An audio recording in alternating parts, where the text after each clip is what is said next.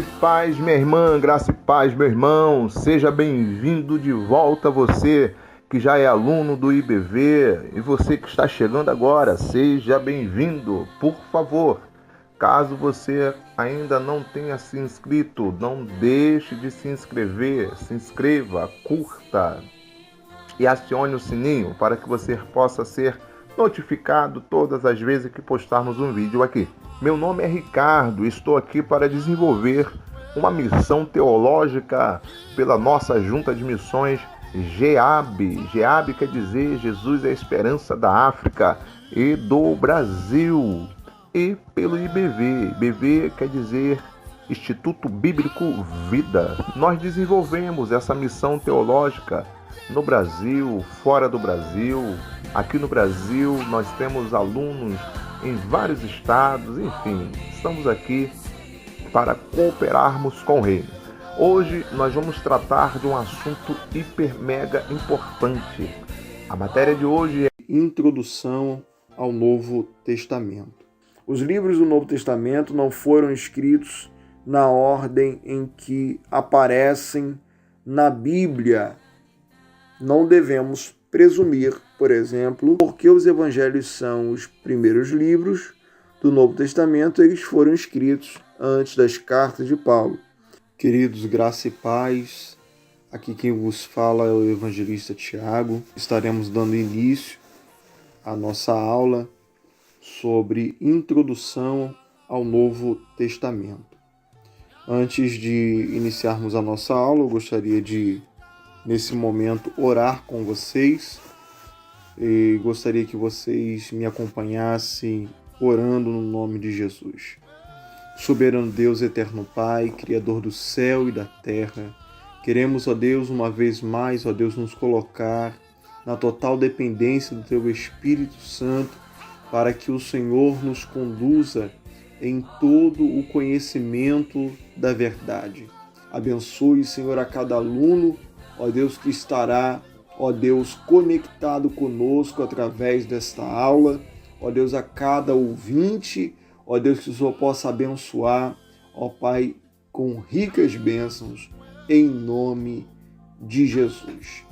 Queridos, para o início da nossa aula, eu quero recorrer ao texto bíblico que se encontra em Hebreus, capítulo 8, versículo 13, que nos diz assim: quando ele diz nova, torna antiquada a primeira.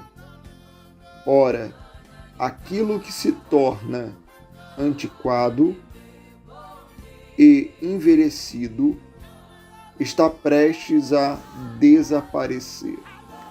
Antes de nós darmos a nossa introdução sobre o Novo Testamento, se faz necessário entendermos alguns assuntos de contexto histórico a respeito do período que antecedeu o surgimento do Novo Testamento. Ok?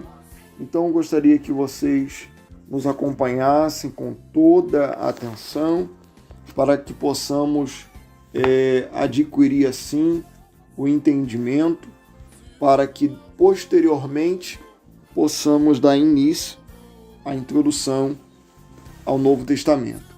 Bem, precisamos falar um pouquinho sobre o período interbíblico ou intertestamentário. Nada mais é do que o período entre os testamentos, né? O período de aproximadamente 430 anos, né, de silêncio profético, aonde a voz profética escrita foi silenciada. O último profeta a ser usado por Deus na antiga aliança ou no Antigo Testamento foi Malaquias.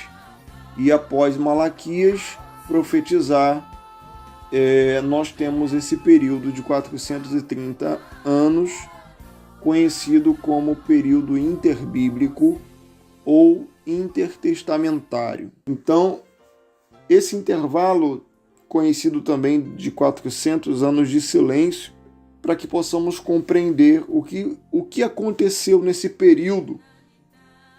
Diz assim: um intervalo de aproximadamente 400 anos divide os acontecimentos do Antigo Testamento e o nascimento de Jesus no Novo Testamento. O Antigo Testamento termina por volta de 400 anos antes de Cristo, quando muitos judeus retornaram a Jerusalém depois do exílio na Babilônia. Eles voltaram para reconstruir a cidade e o templo.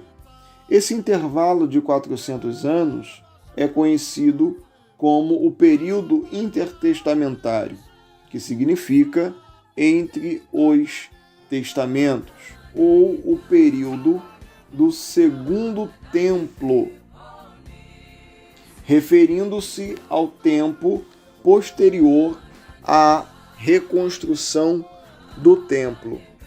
Aprendemos sobre essa era por meio de algumas fontes importantes, que são os livros apócrifos e pseudoepígrafo, os rolos do Mar Morto e os escritos de Joséfo.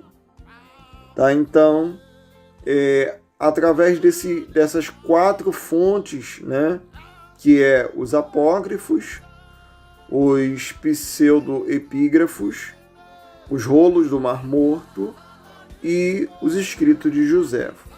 Através desses escritos, nós temos o conhecimento desse período, o que aconteceu nesse período. Ok? Não vamos nos aprofundar na questão dos escritos, porque não é o nosso alvo na aula de hoje. Ok? Bem, vamos entender um pouquinho do contexto histórico do Novo Testamento. Ao lidar com o contexto histórico do Novo Testamento, é impossível evitar importantes mudanças na cultura, na política, na religião e na linguagem no que havia sido o reino de Israel. Nos anos 500 a.C., quando os judeus saíram da Babilônia e voltaram para Jerusalém, o Império Persa dominava desde a fronteira da Índia até as ilhas gregas e a leste. Contudo, o domínio persa não durou muito. Alexandre o Grande, da Macedônia, um pequeno reino do norte da Grécia, começou uma campanha de expansão que ultrapassou a Grécia e se moveu para o Oriente até as fronteiras da Índia. Em poucos anos, Alexandre estabeleceu um reino colossal. No entanto, ele morreu no auge do seu poder e capacidade em 323 a.C. O reino foi dividido entre 4 dos seus generais, mas a influência cultural grega foi duradoura. Foi o início do período helenístico. O grego tornou-se o idioma da educação e do comércio. À medida que a Grécia expandia sua influência, a cultura grega também influenciava a mudança muitas outras culturas. Isso se tornou conhecido como helenismo. Alexandre fundou muitas cidades, como Alexandria, no Egito, Bactria, na Ásia Central, atual Afeganistão, que se tornaram centros de cultura e influência helênica. Jerusalém e seus arredores também estavam sob a influência do helenismo. Tanto os Ptolomeus do Egito como os Seleucidas das dinastias sírias, descendentes dos generais de Alexandre, governavam a área. O período do Segundo Templo, principalmente a história narrada nos livros de Macabeus, ocorreram sob o governo de reis Seleucidas. mas notavelmente Antíoco IV Epifânio. O título Epifânio significa Deus manifesto, que mostra sua crescente megalomania durante seu governo. Os judeus se revoltaram e buscaram a independência que alcançaram sob a dinastia dos Macabeus e dos Asmoneanos, que governaram de 164 a 163 a.C., como era a época de Esdras e Neemias. Os judeus e sua fé ficaram mais uma vez sob o cerco da poderosa e difundida influência helênica.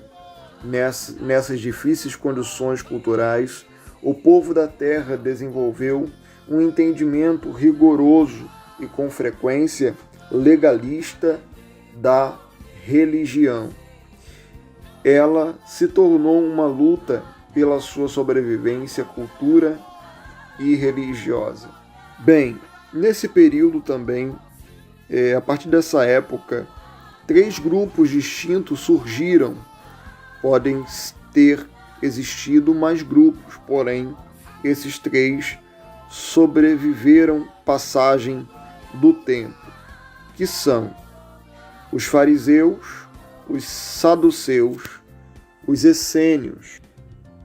O Império Romano, esse período, o asmoneano, terminou quando os romanos conquistaram a região e impuseram um governo regional. Os romanos governaram a região primeiro por intermédio do rei Herodes e seus sucessores, e depois pelos prefeitos, como Pôncio Pilatos em Jerusalém.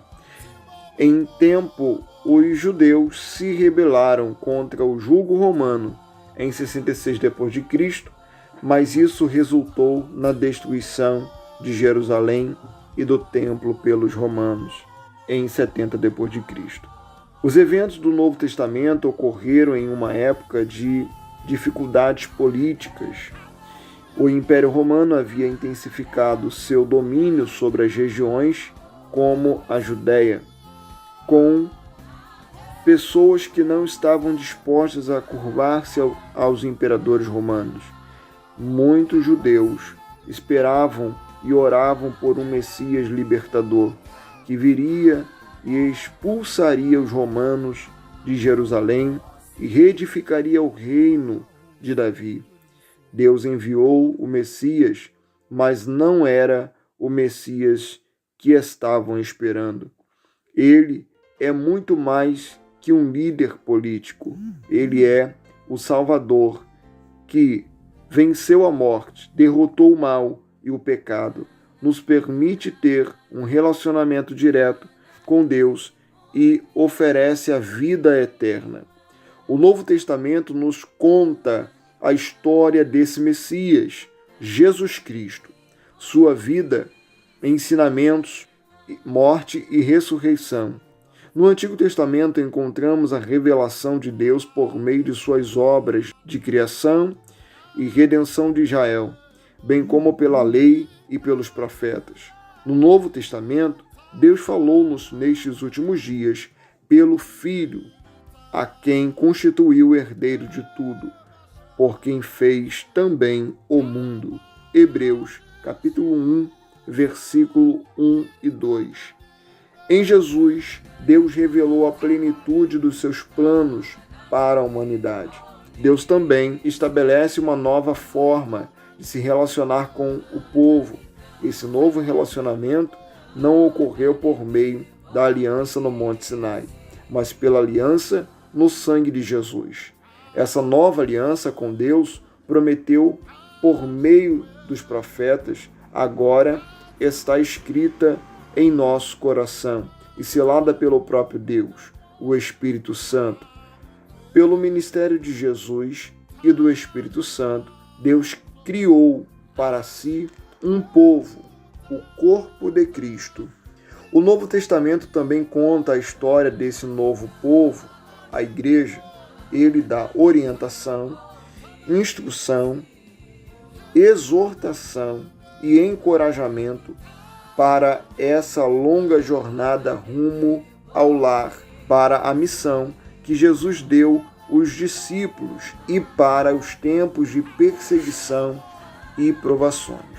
No Novo Testamento, descobrimos o que significa ser povo de Deus, o propósito da nossa existência como corpo de Cristo e o objetivo supremo de cada crente.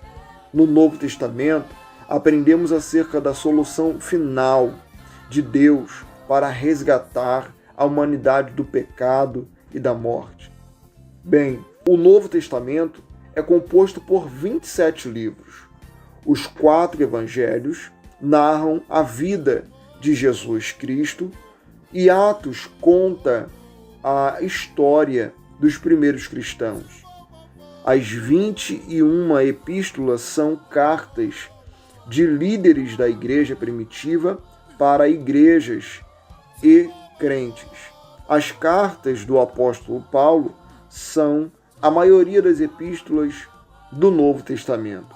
O livro de Apocalipse é singular no Novo Testamento porque é o único livro escrito em um estilo apocalíptico. Em outras palavras, o livro relata sua mensagem por meio de sinais, símbolos, sonhos e visões. Então, no Novo Testamento, queridos, nós temos 27 livros. No Antigo Testamento, nós temos 39, totalizando aí 66 livros num todo, a Bíblia. Bem, vamos dar a definição agora um pouquinho sobre a origem do nome do Novo Testamento, ok? A expressão traduzida como Novo Testamento provém de um termo grego que significa o último desejo, testamento. O termo significava um instrumento que podia ser aceito ou rejeitado por alguém, mas cujos termos não podiam ser modificados. Quando aceito, obrigava ambos os lados. As partes contratantes são Deus de um lado e o homem do outro. A expressão novo acordo deriva do francês e significa acordo ou contrato. Vai além de uma promessa, pois esta última apenas obriga uma das partes, enquanto um contrato envolve necessariamente duas partes. Este é o significado do termo aliança, usado em Êxodo, capítulo 24, versículo 1 ao 8, quando o velho acordo é selado entre Deus e o povo, e em Lucas, capítulo 22, versículo 14 ao 20, quando o novo acordo é estabelecido. O Novo Testamento, então, é o instrumento usado por Deus para definir o novo acordo com os homens. Deus define os termos, o homem pode aceitá-los ou rejeitá-los, mas não pode alterá-los. Quando o aceita, tanto Deus como o homem estão obrigados a cumprir seus termos. O Velho Testamento revela a santidade de Deus por meio da lei que todos eram obrigados a cumprir. Já o Novo revela a santidade do Senhor por meio do seu Filho, que permite que todos os que creem em seu nome se tornem filhos de Deus. João capítulo 1, versículo 12. Nesse versículo é interessante porque nós temos o hábito de dizer que todos são filhos de Deus. Mas aqui nós percebemos pela orientação bíblica da palavra do Senhor de que somente aqueles que reconhecem Jesus como Salvador, eles são tratados como filhos. Os outros que não reconhecem Jesus como Salvador, eles são criaturas. Todos nós somos criaturas de Deus. Porém, Ele nos deu o direito de sermos chamados de filho. Mas, para isso, precisamos aceitá-lo como Pai. Isso está em João, capítulo 1, versículo 12. O enfoque do Novo Testamento é na pessoa de Jesus Cristo. Jesus é o centro de toda a Bíblia, principalmente no Novo Testamento. Então, o foco do Novo Testamento é Jesus Cristo. O conteúdo, como nós falamos anteriormente, o conteúdo do Novo Testamento, ele é composto por 27 livros, escrito por 9 autores. Caso Paulo seja considerado o autor de Hebreus, o número de autores cai para 8, escrito em um período de aproximadamente 50 anos, entre o ano 45 d.C. e 100 d.C. O Novo Testamento pode ser classificado de acordo com dimensões diferentes, por tipo literário, por autor e por período.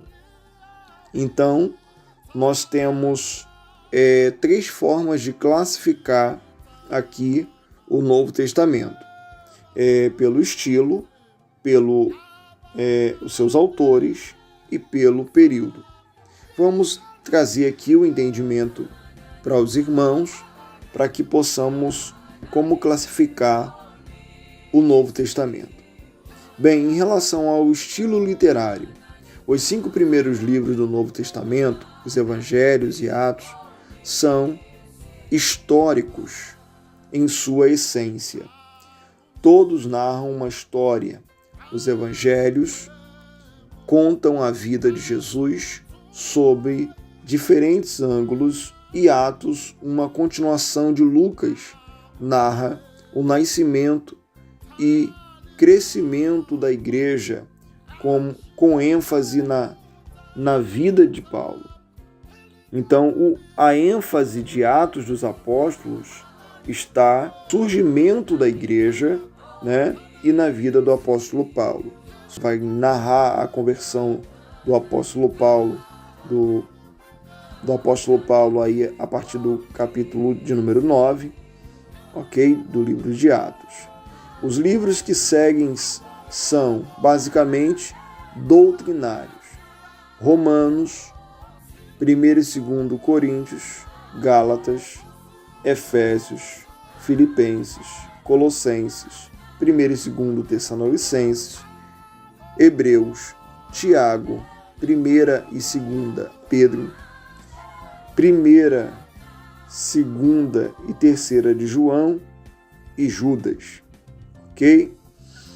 A maioria foi escrita em forma de carta a alguma igreja, com o propósito de instruí-la nos elementos da vida cristã. Nenhum deles foi escrito como argumento final. A única exceção possível seria Romanos. Possuem tom informal e geralmente lidam com questões que surgiam no cotidiano das igrejas.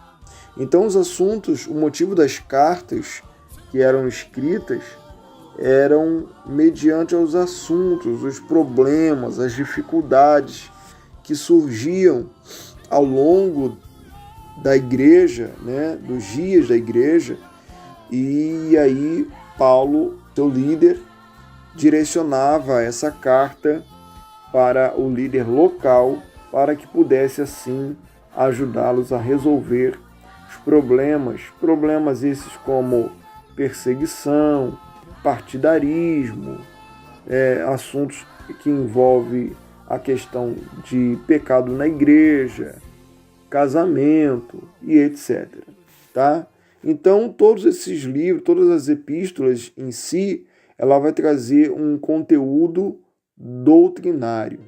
A maioria foi escrita em forma de carta, como nós vimos aqui. Uma exceção possível seria apenas Romanos. Possuem tom informal, como nós falamos, tá?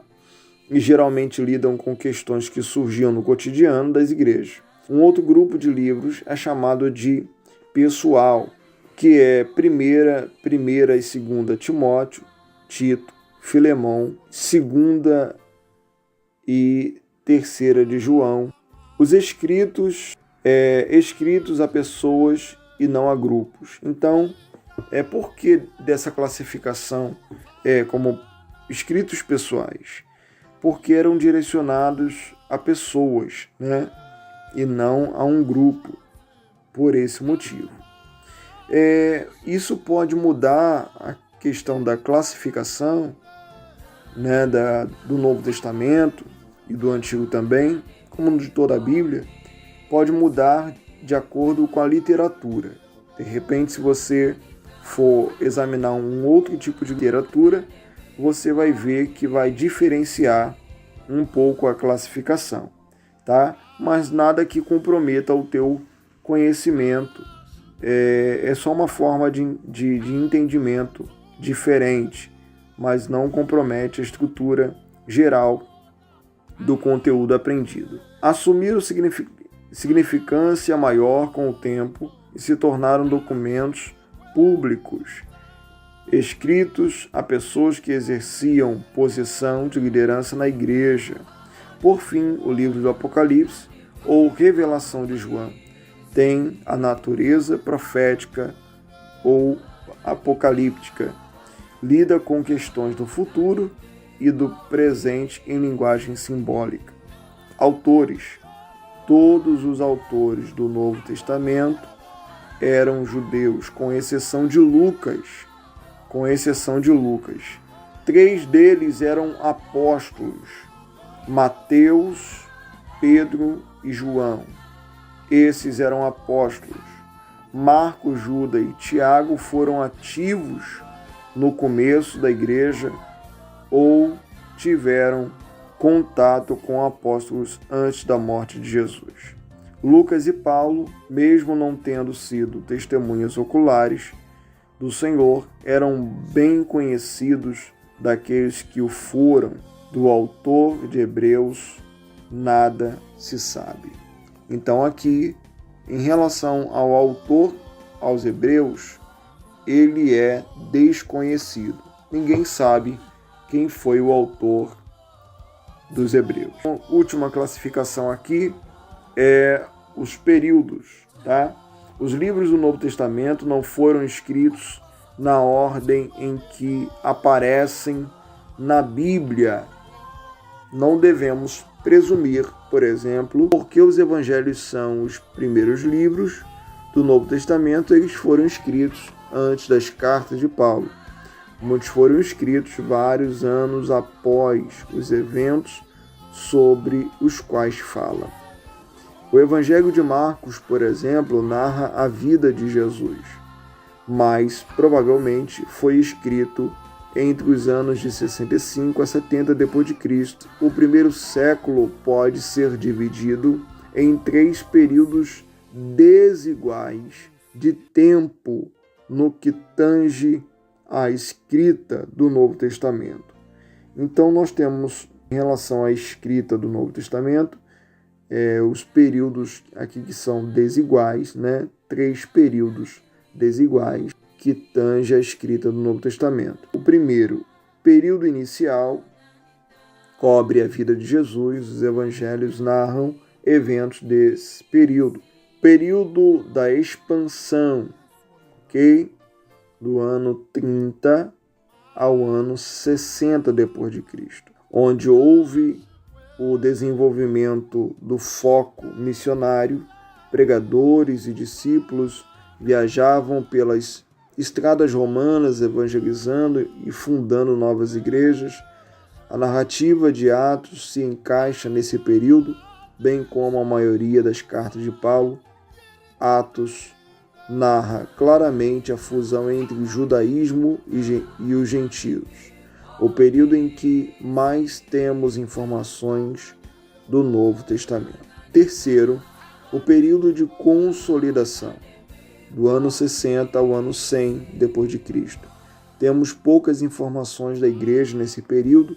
As cartas pastorais de Paulo, Pedro e João pertencem a essa época, bem como o livro de Apocalipse. Ao analisar os livros escritos no período de consolidação, vemos que a igreja estava adquirindo características de uma instituição e amadurecendo no seu corpo doutrinário.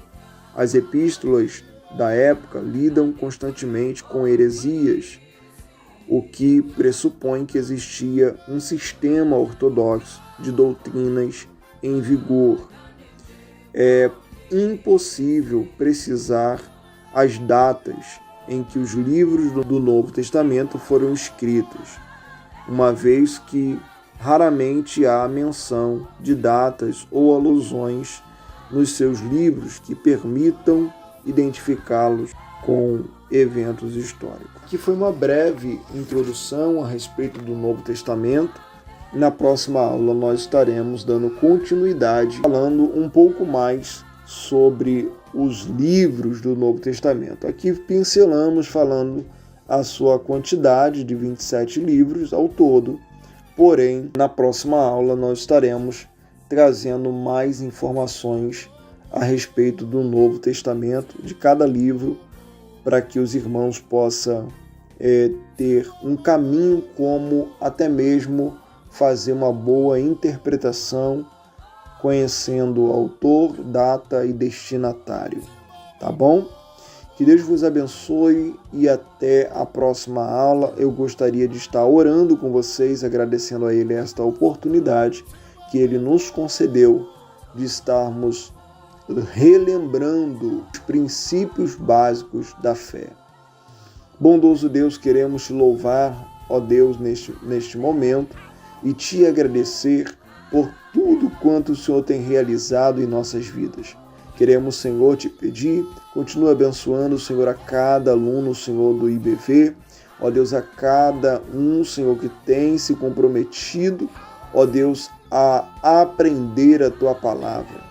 Deus, abençoe-os com poderosas bênçãos, dando a ele largueza, crescimento, Senhor, ó Pai amado, no conhecimento, ó Pai, na graça, como diz a Tua palavra, que nós devemos crescer na graça e no conhecimento. Nos ajude, Senhor, a alcançar o conhecimento e que esse conhecimento, Senhor, nos aproxime de Ti e não nos torne céticos, ó Deus, ou até mesmo teólogos sem vida.